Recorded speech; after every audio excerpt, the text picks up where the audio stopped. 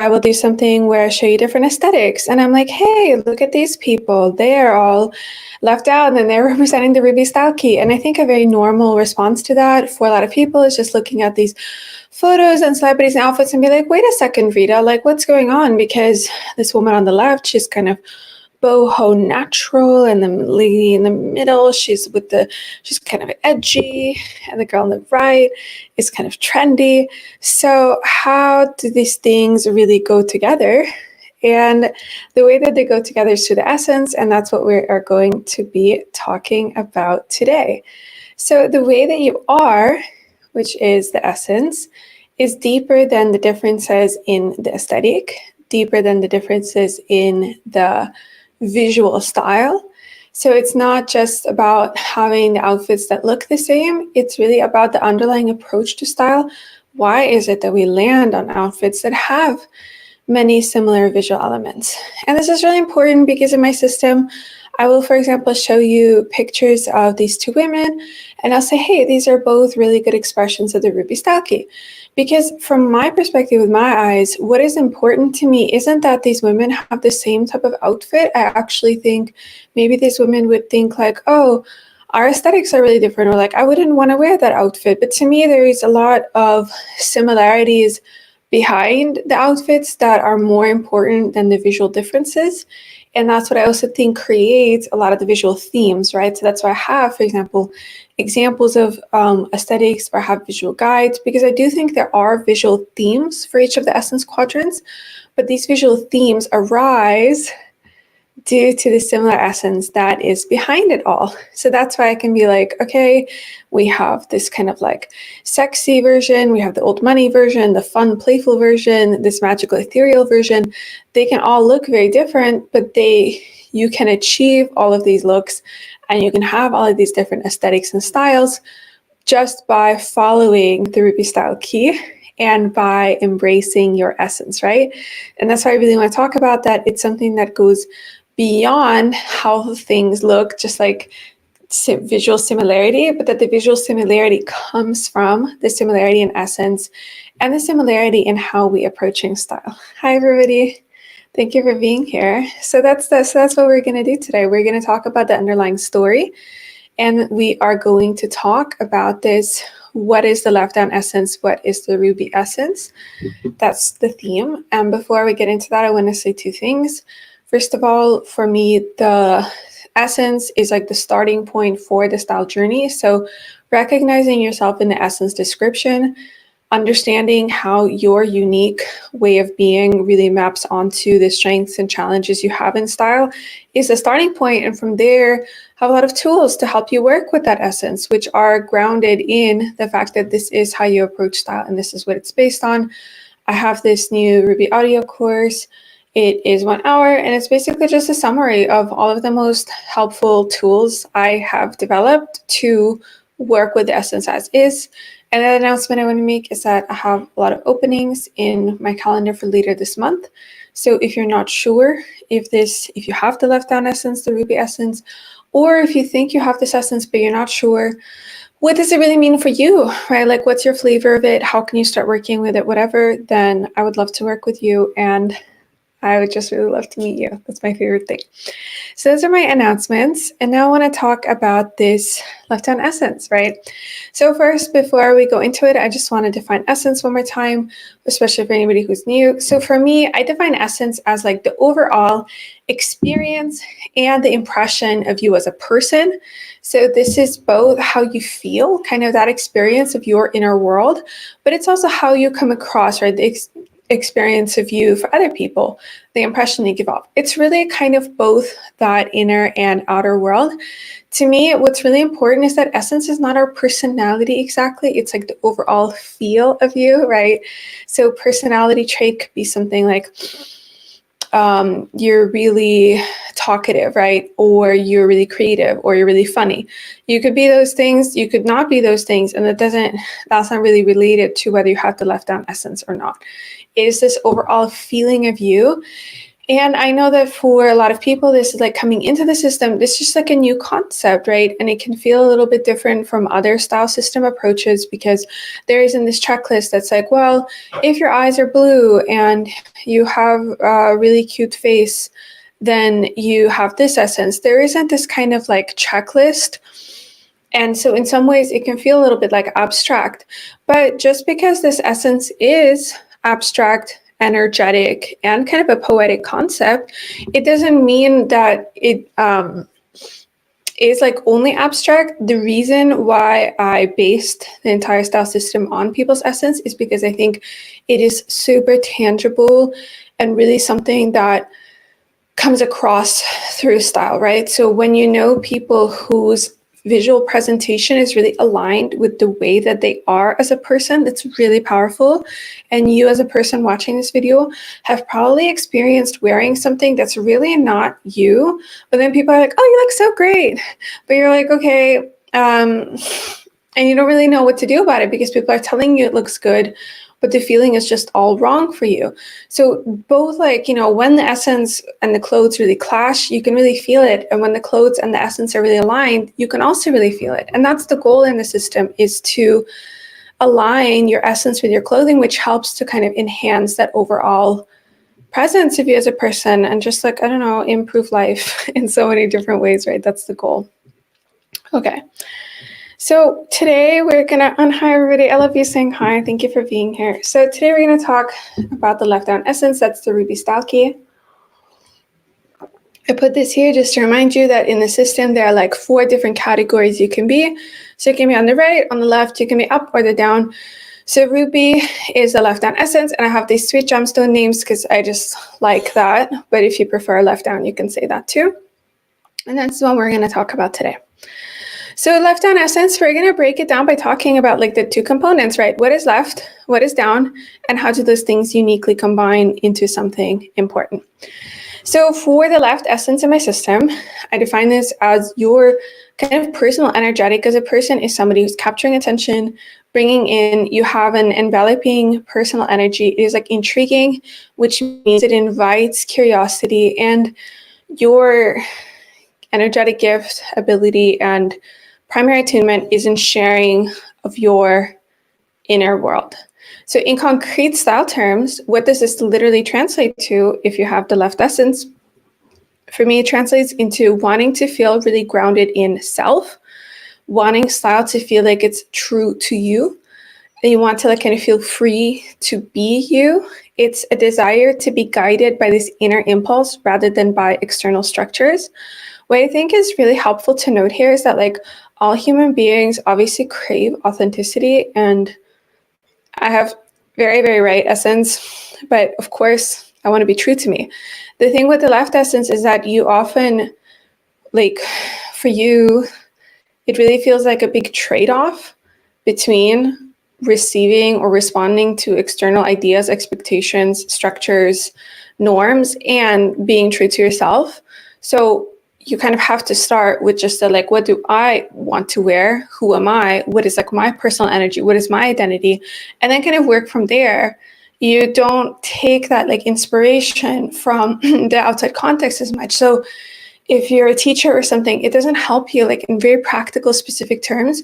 If you're a teacher, it doesn't help you to think about like, well, what do teachers wear, right? Like, what am I supposed to wear as a teacher? And okay, how can I make that me? You kind of want to start first with like, well, who am I as a teacher, right? Like, what are my traits that I really want to show? What do I really want to communicate visually? And sometimes this can sound like, oh, it's not that big of a difference. But it's a huge distinction. It's like a completely different way of looking at style. So for you with the left essence, you're really guided by this inner impulse, like, who am I? What do I want? And for you, that is really achieved when you can really shut out external ideas. So for the left essence, the gift, right, of course, because you're anchored in this inner world, is that you're able to draw inspiration from the world within you, right? You are able to really come up with ideas. You're able to kind of receive desires. You're able to have ideas for traits that you want to show as a person. So what I mean by being able to draw inspiration from the world within you is that, again, like for all human beings, we all have traits, right? I also would love to think about like how do I define myself? Or, like, oh, what's like a fun idea I have? The problem for people with right essence is that it's really difficult for them. And that's like, if you have this gift, it can be hard to appreciate that it's easy for other people. It's hard for other people, easy for you. If you have the left essence, it's easier for you to translate these inner impulses into actual ideas, right? So like in a concrete way, let's say you're like, I want to show that I'm a creative person. For you, like once you learn some things about style and you practice it a bit, choosing clothes based on the idea that you want to feel creative is easy. You're like, oh, I could try this type of pattern. I could try this type of top. Or you're like, oh, I really want to explore my sensual side. For me, sensuality, I want like a swishy skirt and I want like sandals with a tiny little heel. So it's like you're really able to build that bridge from like your inner impulse to actual clothing choices. And that's like your gift. And then of course, the challenge with this is learning how to listen to these inner impulses and actually following them, right? Because I might be talking, while I'm talking, you might be like, oh, Rita, like that sounds great, but like, I don't think this is me because I'm not like good enough at that. So I, of course, want to nuance that. I think the gift means that you have this capacity and that the capacity for you is like easy to improve on, right? So the learning curve can be kind of steep where like you put in a little bit of work, but you get to go up really high. So the idea is that the more you learn how to actually listen to your inner impulse and learn how to follow them, the better of a personal style you're able to create for yourself. And that's your gift, right?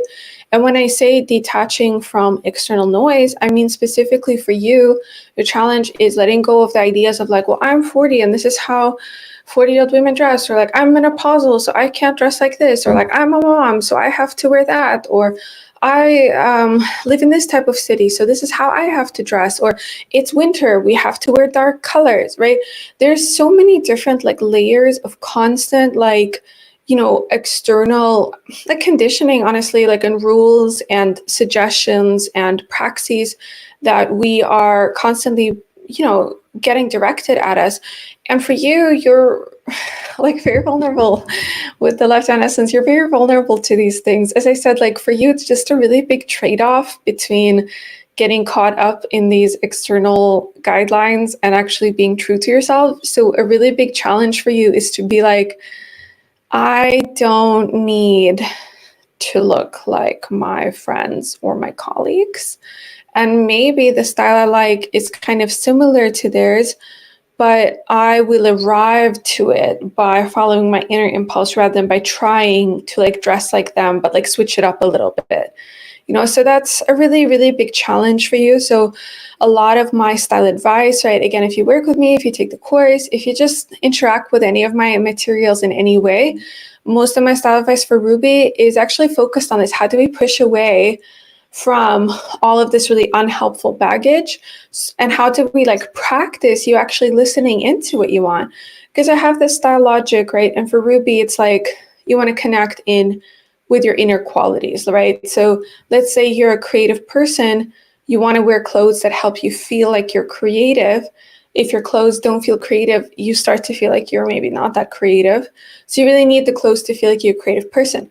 Even getting that signal that like, oh, I actually want my clothes to help me feel creative, that might be a challenge for a lot of people because it requires really listening into that like inner impulse. But beyond that, also translating that inner impulse to clothes, as I said, like it's a learning curve. So like, well, what makes me feel creative? What makes me feel fun as a person? What makes me feel sexy? What makes me feel sophisticated, right? Actually trying the things on, wearing them, and learning about how does clothes affect you as a person is a really big learning focus for the Ruby style key. And the reason for that is because of the left essence. Okay, let's see. I think now we're going to talk about down, right? So we talked about the left essence. Now we're going to talk about the down essence. And just as a reminder, the reason we're doing that is because the Ruby style key is over here in my little conceptual map, right? So it's left and it's down. So first we talked about what it means to be left. Now we're going to talk about what it means to be down. So to me, being down essence, it's not about colloquial dressing down per se, because as you can see from my hundreds of visual examples, I recommend a lot of very interesting clothes to people with the Ruby style key. To me, down essence is more related to having, like, again, a personal energetic expression that is like open. You tend to be more sensitive in terms of how clothes affect you. So I call this delicate, and I have a separate video just on this concept because it's a very unique way I use this word. So for me, delicate is really about this feeling of just like you being very sensitive to clothing changes, very sensitive to new ways of seeing yourself, very sensitive to trying new things on. That's a delicate thing. And maybe you have a bit of an inviting or approachable essence. I feel like this one is hard because people can sometimes get really caught up on how they're not like friendly or they are friendly. But for me, it's not really about being friendly. I call it like a lower energetic barrier, because I think like that's the best way to put it. I feel like people maybe feel like they can get you. Maybe people feel comfortable approaching you. Maybe people feel like they know you, or it's just there's like something about you that doesn't feel regarded. And the gift of that, like, so, and in concrete style terms, the reason that this sometimes can translate to looks which are more relaxed visually is because you do sometimes want to avoid doing like too much, because you feel like you're in a costume, or you feel like you're getting so much attention and you just don't want to be that visible, right? Like on you, like, oh, like a big pair of earrings would feel like, oh, it's like really popping, you know? So you, because of this down essence, you have this desire to present yourself expressively without going overboard. So first of all, because as I said, you want to avoid this too much attention thing. You also are dealing with the fact that you're just like sensitive. You can feel very overwhelmed, can feel overwhelmed in a sensory level. Like there's just like, you know, if you have, I don't know, too much makeup on, it just feels like you feel it on your face, right? And it just feels all wrong. Or like, I have these really pretty earrings and they have all of these different colors. And you might think like, oh, that's really pretty. But if it's like, oh, like it's just too much, you know, like, not I mean, like, it's not about criticizing me. It's just about thinking to yourself, you're like, I don't want to have like a jacket that has this like embroidery and the collar. You just can feel like, oh my goodness, like this is too many layers. And it's like, one of my favorite analogies is some like thinking about yourself, maybe like, I don't know, like as like a bouquet of flowers, right? And thinking about a lot of this like complex style stuff as like a bubble wrap. And it's like, okay, the bubble wrap is really stifling you, right? If you're the flowers, you can't really breathe. So that's kind of what for you, the experience of like too much with clothes can be like. It's just like stifling you, and like you can't move, you can't be free to be yourself. So it's not that like, oh, you're boring, you like clothes that are boring, or you can't pull off things that are like visually interesting. It's more that like you really work with a different set of style needs. So I talked about this now.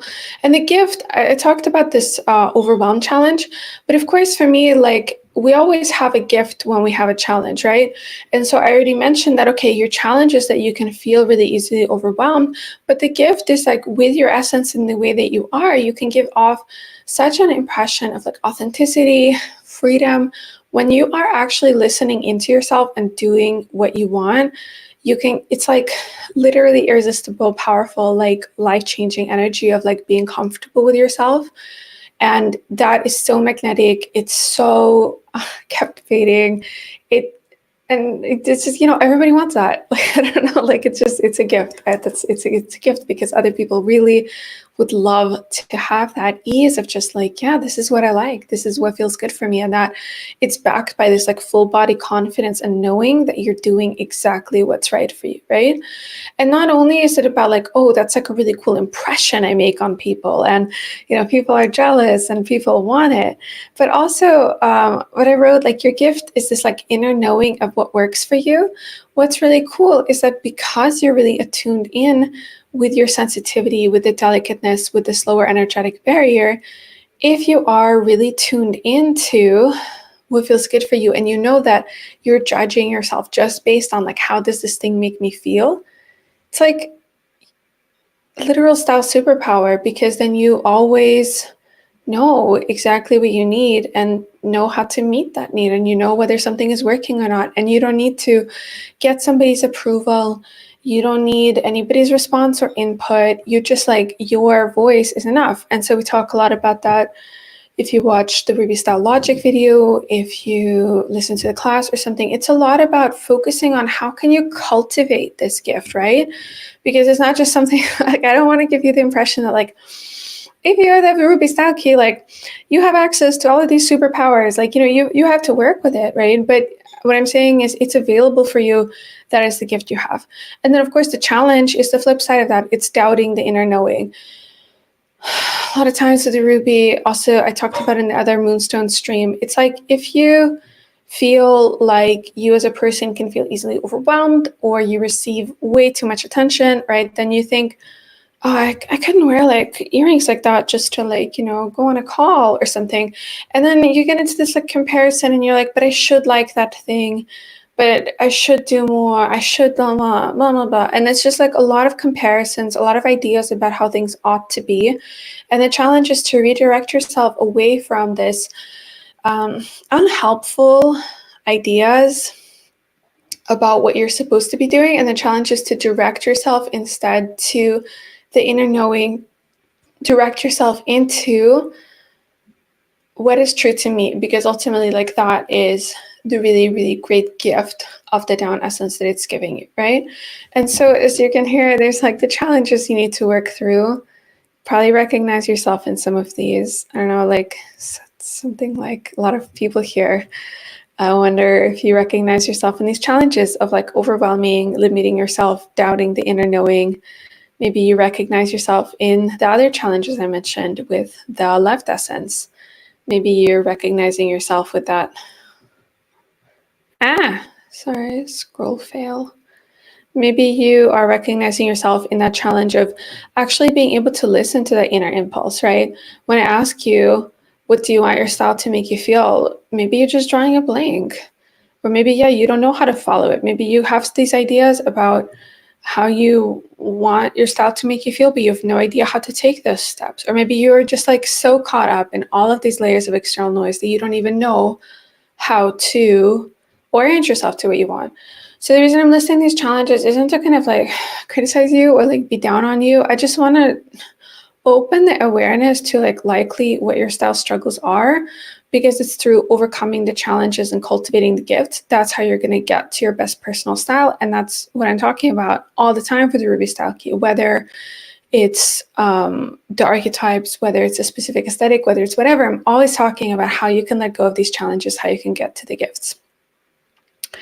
All right, now we're going to put it all together, and I'm going to give you my analogy because, I love analogies for the different quadrants. Oh, thank you, Sophia. And I'm glad that you're here, Fawn. It's really nice that you're able to catch on time. I know I do it like at the most random time for the US. I'm sorry. I'm going to give you my nature analogy. This is my favorite analogy for left-down beauty. So first of all, I'm going to ask you to like follow me on this imaginarium. I don't want you to think like I don't have natural essence, okay? This is not what it's about. It's not about natural essence. It's not about you liking boho. I just want you to think about this analogy that like in our world, we have, like just outside where I live, I have like a forest. It's very big. It has like oaks and little trees and bushes and all kinds of stuff. And there's a lake and there's rocks by the lake. And there's just like a lot going on. And I would describe the nature as like quite chaotic, right? The trees, they're not planted on any special grid. There are all different sizes of trees clustered together, the different types of trees, the bushes, the coastline, the shore of the lake is kind of random. There's like sand, some places there's rocks. There's these random like plants that are growing in the water where you can go swim, right?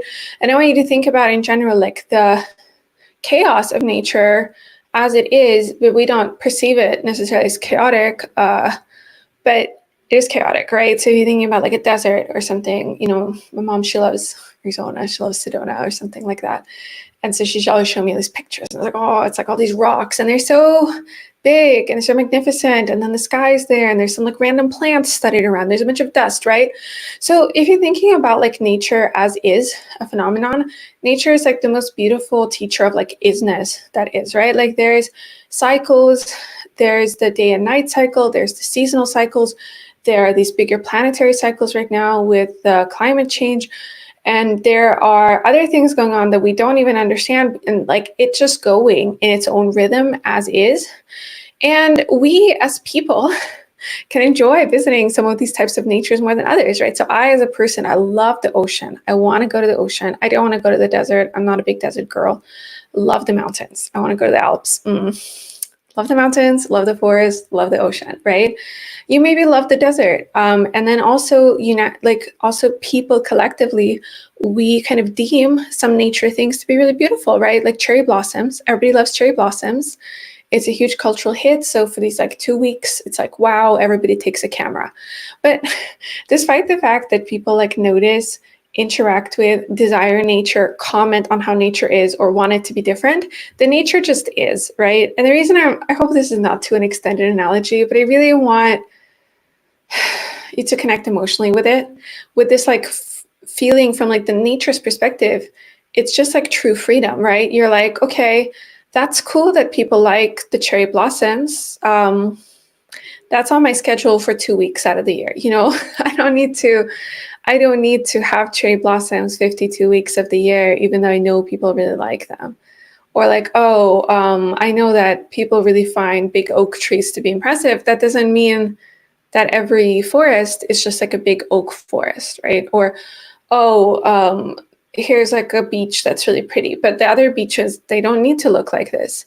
And my point with this is like, for you, with the left-down essence, it's just to connect with this like complete like liberation and like permission to be as is, right? Like you as a person, to bring this back to concrete style terms, like you do not exist to cater to anybody. And there will always be people who are really, really excited about you, the way you look, and like their ability to be in your presence, in your energy. They really love that. And it can be inviting. It can be, it's super healing for people, right? It's very nourishing, and it really is. And people just they can take it or they can leave it, right? And nature is not for any one person. It like is going in its own rhythm. And that's what I want for you, is just to be like, okay, yeah, I know that a lot of my friends really love beige right now because that's the color that's in. But like what's really moving through me is black. I'm still really in the black phase. I just love black. I'm not ready to let it go. When I go to the store, I see that a lot of the neutrals are beige.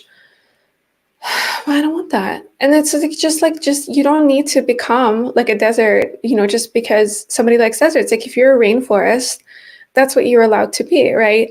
And the other thing with the nature analogy, right, is just to think about the timing. That, as I said, like, okay, maybe twice a year you get this impulse to dress up like a like a Bratz doll. Do you know what I mean? Like ultimate glamour, and you're so sexy and you're so pretty, and everybody's like, wow. That doesn't mean you need to look like that all the time. You don't owe it to anybody. It's like, just because like they really like that doesn't decide anything about what you need to be, because like your only job style-wise is to be like as connected to like those inner impulses as possible, and to be doing what is like healthy, nourishing, and powerful for your system. Okay. So that's, and I see people are chatting. I'm just gonna give you my little summary, and then I'm gonna get to the chat.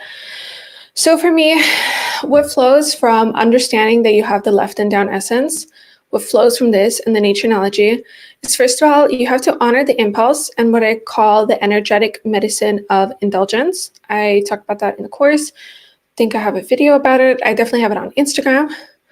The second thing is just to like, honor your authentic being rather than trying to remake yourself to please someone else, because nobody should have the power over you. Like literally nobody. And just realizing that there are billions of people in the world. And so it's like, you can't possibly cater to everybody, and it's just not your job. And it's not only not your job, but you as a person do not benefit. That's like my biggest tough love lesson with all my left down Ruby clients. When we get into sessions, follow-up sessions, I'm just like, that's not your gift. Your gift is not trying to please other people with your style. Your gift is not the gift of service through style, right? You are not a person who's very good at like doing things for other people through style. You could be very giving and generous in other ways, but you're just not It's not your gift to be giving to other people through style, so give it up. Just be yourself. And then what that ultimately leads to, and the point of it all, is discovering yourself and building self-love, right? And building self-love not in a cheesy capitalist bubble bath type of way, but building self-love in like a very authentic way where you're like, this is who I am. Who I am deserves to be respected. I'm a person who loves physical freedom, swishy fabrics, bright colors, lots of layers. Yes, that's not like always flattering. It doesn't always look good in a photo. It's not what I'm supposed to be wearing for my body type. It's not trendy based on what's around me, but like this is just me and I am allowed to exist exactly the way I want. And when I do that, I receive so much pleasure from being true to myself. And that's how you build that self-love, through like those actually taking loving actions, learning about your interests and really catering to them as much as possible. So like my big conclusion is I always call the Ruby style key self-centered styling. You're not a self-centered person, but in terms of style, it's all about you, literally you. And that's just like everything I want to encourage you to do is to focus on yourself. So again, if you're joining here, want to work with me, have lots of time, so I'm going to put my calendar down there. I also, if you're like, this is my essence, how to actually work with these gifts versus challenges, I really recommend my new audio course. I go through like my biggest tools, like what I have really learned works for people. That's a really good starting place if you want to like actually like dive deeper. Of course, I have like lots of resources here on YouTube also. Of course, you're allowed to ask questions. I love questions. But Anime says, I'm not sure if this is a Ruby thing or a person thing, but I feel like I'm very delicate with being put in a box, even if it's technically myself. Okay, oh my God, I've been talking about this so much lately with my clients. I also just like, I hate labels so much. I think that's like my biggest like problem ultimately with kibi or seasonal color or something is I'm just like label resistant. I'm like, and I do feel to some extent that's like a person thing. But on the other hand, I do think like the special Ruby flavor of this is that like, it is the nature analogy, right? I think some rubies really struggle to have a defined aesthetic. Some don't. Like if you look at the famous people, I mean, Kim Kardashian, right? She's happy doing her like sexy baddie thing forever. I don't think she feels restricted. But so especially maybe for the archetypes more on the left, like wildflower, outsider, cool girl, maybe you feel more restricted. It's just about like, if a big part of your personal identity is that you feel like you're really multidimensional, then of course your style needs to be multidimensional. And that's why I don't like style advice that says like, if you want like good personal style means like, it's like signature cohesive aesthetic. Cause it's like, okay, that works for some people, but for other people, it's like, if your literal personal, right, the essence of you is you feel like you're just like a bit of a wild card and people never know exactly what they're going to get, then how can you honor that essence if people always know what they're going to get, right? Like you might delight in your ability to surprise people through style and also just the freedom. Like it might, I mean, for left down, it's not usually about surprising other people. It's just about like feeling like you're allowed to do whatever you want visually. So yeah, definitely both a Ruby and a real person thing. Phoenix says, I'm just a desert, not trying to be the best desert or cactus. That's very cute. I like the emojis. Fawn says, I always want to make myself consistent and understandable, and that makes me feel awkward when I deviate, but then on the other hand, I feel so stressed out. It's like, the stress is telling you something. Do you know what I mean? Like, guys, like you see me, I have a pretty defined signature aesthetic. Why I do that is because it makes me happy. It makes me feel at peace. It makes me feel calm. You know, you're going to come on here, you're going to see me wearing some really cool earrings and like makeup and lots of cute stuff. Like, and it's just like, I love that. There's like, while I enjoy like occasional exploration, like no part of that like chafes against my being. Like if you've tried it and it is like, just like, why don't you trust that? Like, you know, it doesn't work.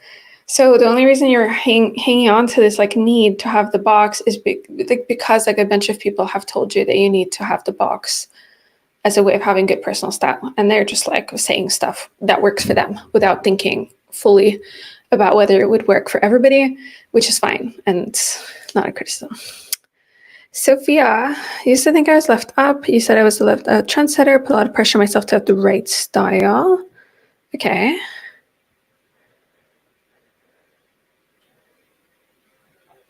Well, definitely, I don't know what the question is, but I definitely don't think the trendsetter should ever have the right style. I mean, we're not talking about left up now, but the whole point of the trendsetter muse is like a experimentation, freedom to enjoy without needing to create a signature look or pin down the response to how people are feeling. It's like the creative flow that's really the gift for the trendsetter. But I mean, also like for everybody, you know, I do my best and I have a lot of experiences. I'm confident about what I say to people, but I mean, I'm not like a magician. Like I can just be wrong. And it also like oftentimes what happens is that you might go through a period of self-discovery and then you're like, I don't vibe with this anymore. And then of course you don't need to do like what I said just because I said it. That's not, yeah, I'm not a spooky cult leader.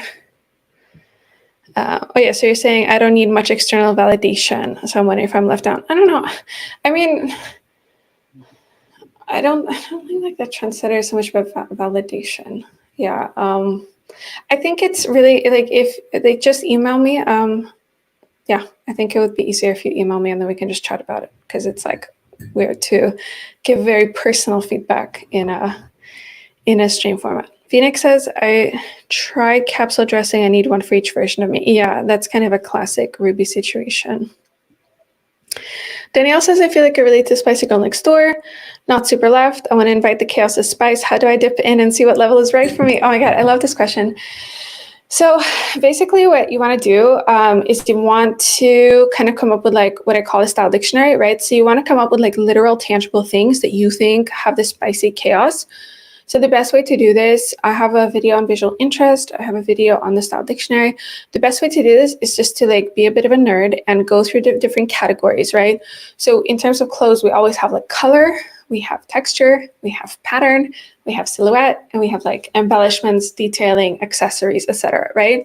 So what you could go through is you can make a list of like what stuff do you own that feels a little bit spicy and chaotic, like, oh, really bright colors, or like color schemes that are like not exactly matchy, right? Like kind of surprising color combinations, or like, oh, like irregular organic flow patterns, stuff like that. And you can just like kind of make a list of all of the different ways you could try it, and then you try it, and then you kind of go from there. That's where I would start. That's why Kibi was such a weird experience for me. Yeah. I mean, Kibi, I think, is hardest for the left down people. Okay, thank you everybody for coming to the stream. Sophia, like you're super welcome. Just email me. I'm always like really happy to help, but it's not the format for it. Thank you for coming to the stream. Glad you enjoyed it. And if you're watching the recording, let me know what you think, or if you have any other questions or whatever you want me to talk about. Have a good day, everybody. Thank you. Bye.